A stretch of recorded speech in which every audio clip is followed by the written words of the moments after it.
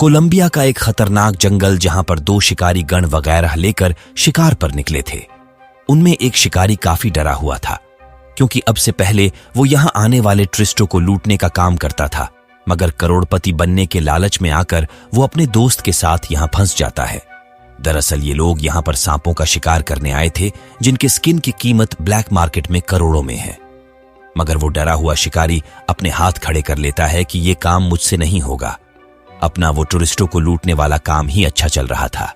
उसका दोस्त आश्वासन दिलाता है कि अगर वो चिंदी चोरी छोड़कर सांपों का शिकार कर ले तो कुछ दिन में ही करोड़पति बन जाएंगे।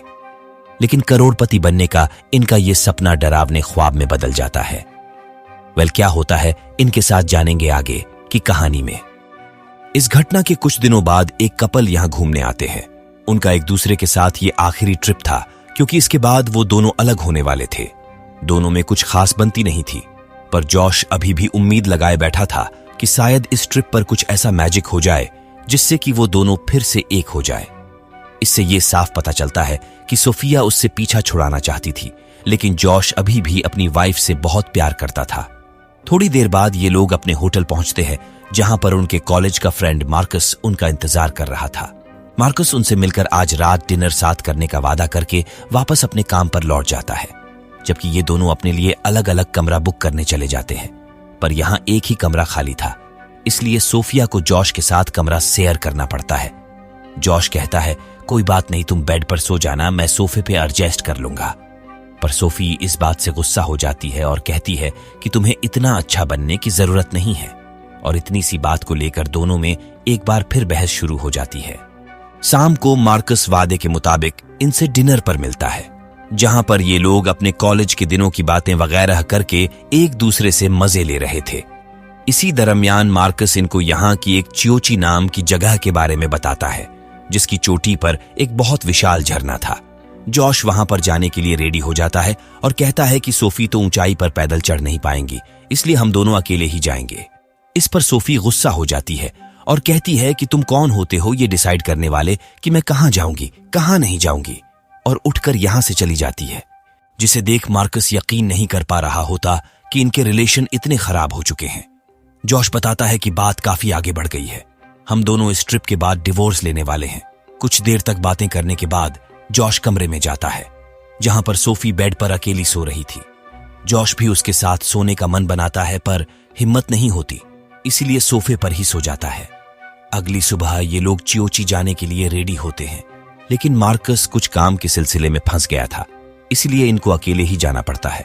जाने से पहले वो होटल के रिसेप्शनिस्ट से वहां जाने का रूट पूछते हैं, तो वो 2 रास्ते बताता है, जिसमें से लास अरीनास से जो रास्ता जा रहा था वो दलदल और जहरीले सांपों से भरा हुआ था।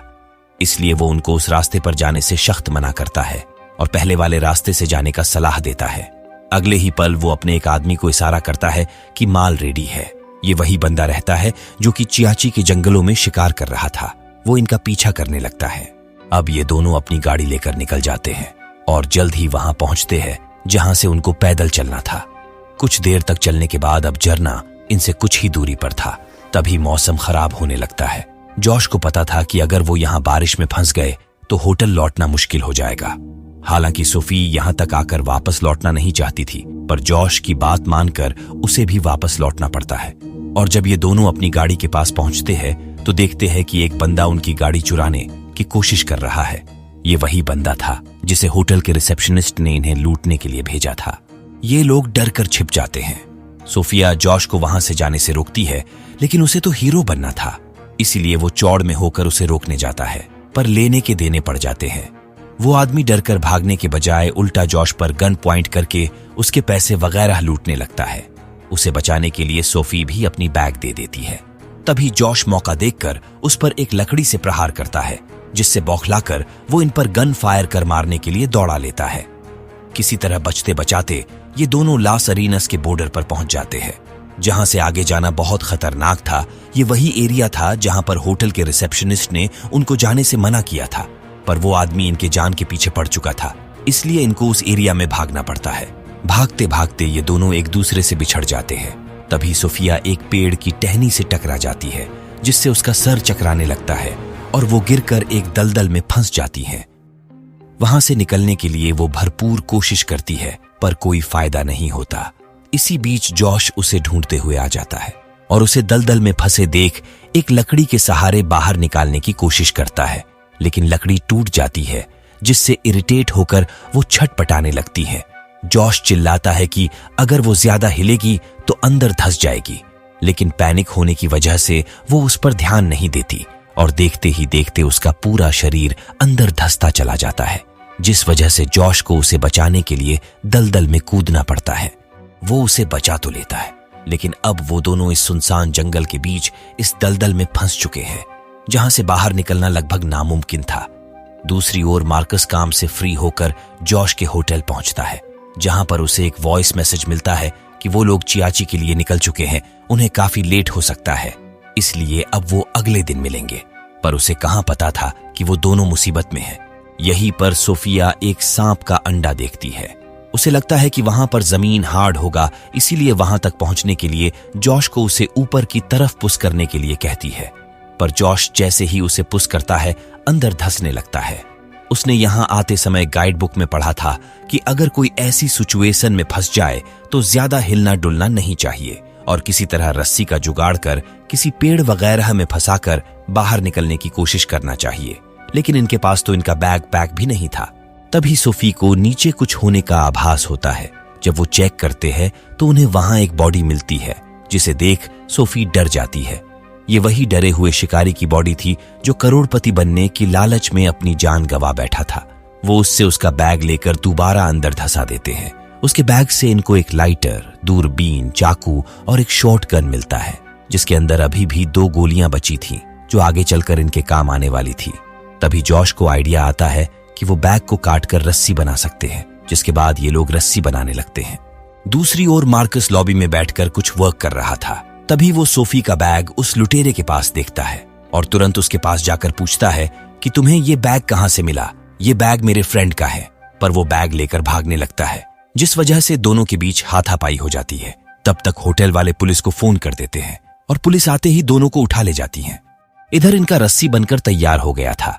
सोफिया उसे एक पत्थर में फंसाने के लिए फेंकती है, लेकिन रस्सी पत्थर से 8 फीट के लमसम छोटा पड़ जाता है। इनके पास और कुछ था भी नहीं जिससे कि वो रस्सी बड़ा कर सके।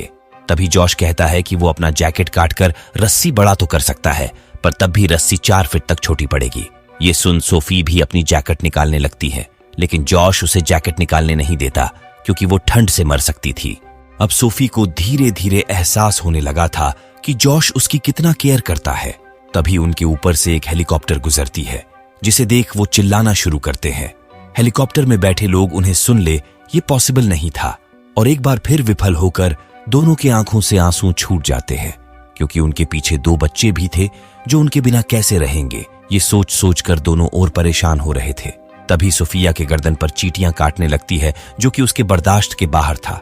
जॉश फौरन अल्कोहल का सीसी निकालकर उस पर छिड़कने के लिए देता है, जिससे उसकी प्रॉब्लम सॉल्व तो हो जाती है। लेकिन वो अल्कोहल देख जॉश पर चिल्लाने लगती है, क्योंकि वो यहाँ खाने पीने के सामान की जगह अल्कोहल लेकर आया था।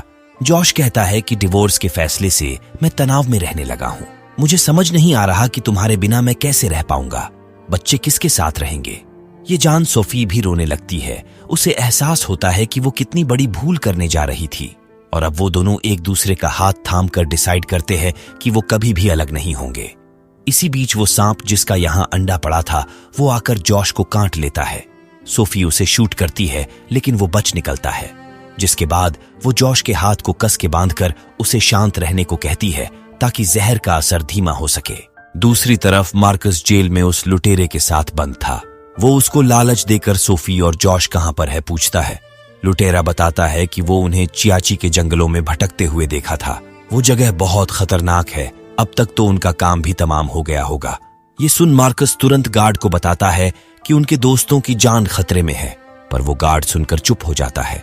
इधर जॉश के शरीर में जहर फैलता जा रहा था और उसकी गर्दन के नसों में खून जमने लगा था।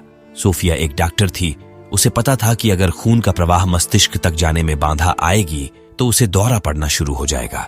इसीलिए वो तुरंत लाइटर से चाकू गर्म करके जमे हुए ब्लड को निकाल देती है, पर डिहाइड्रेशन के चलते खुद बेहोश हो जाती है। कुछ देर बाद जब वो होश में आती है तो जॉश पहले से बेहतर स्थिति में होता है।